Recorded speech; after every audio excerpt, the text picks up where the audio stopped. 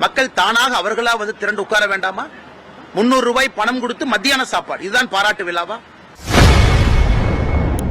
Tungsten சுரங்கம் ரத்து செய்யப்பட்டதற்காக முதலமைச்சர் மு க ஸ்டாலினுக்கு பாராட்டு விழா நடத்தப்பட்டது குறித்து பாஜக மாநில தலைவர் அண்ணாமலை கருத்து தெரிவித்துள்ளார். ஒரு பகர் கனவுல இருக்கிறாங்க. உதாரணத்துக்கு மதுரை அரட்டாப்பட்டி எடுத்துக்கலாம்.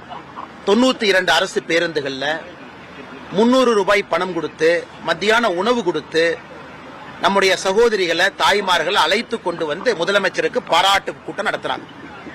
முதலமைச்சருக்கு இது புரியுதான் எனக்கு தெரியல. மேடையில போறாங்க, கூட்டத்தை பாக்குறாங்க, உடனே சந்தோஷமாயிடுறாங்க. அங்க இருக்கக்கூடிய அமைச்சர் மூர்த்தி அவர்கள் உட்பட எல்லோரும் எப்படி கிரௌட கொண்டு வர்றாங்கன்னு பார்த்தாவே தெரியும்.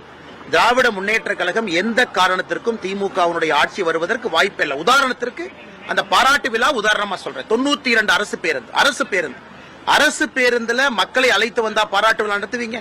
மக்கள் தானாக அவர்களா வந்து திரண்டு உட்கார வேண்டாமா? 300 ரூபாய் பணம் கொடுத்து மத்தியான சாப்பாடு, இதுதான் பாராட்டு விழாவா?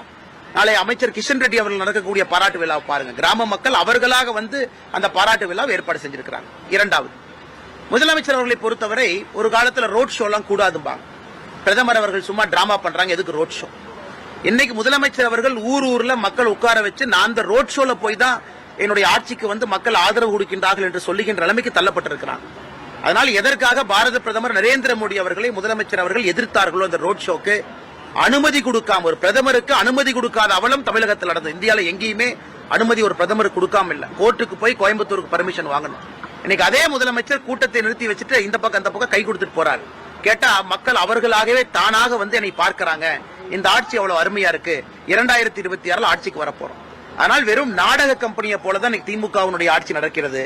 எந்த காரணத்திற்கும் அவர்கள் ஆட்சிக்கு திரும்ப வருவதற்கான சாத்தியக்கூறுகள் எங்கேயும் இல்லை என்பது என்னுடைய கருத்து மட்டுமல்ல, தமிழக செய்திகளை உள்ளது உள்ளபடி தெரிந்து கொள்ள ரெஃப்ளெக்ட் நியூஸை சப்ஸ்கிரைப் பண்ணுங்க.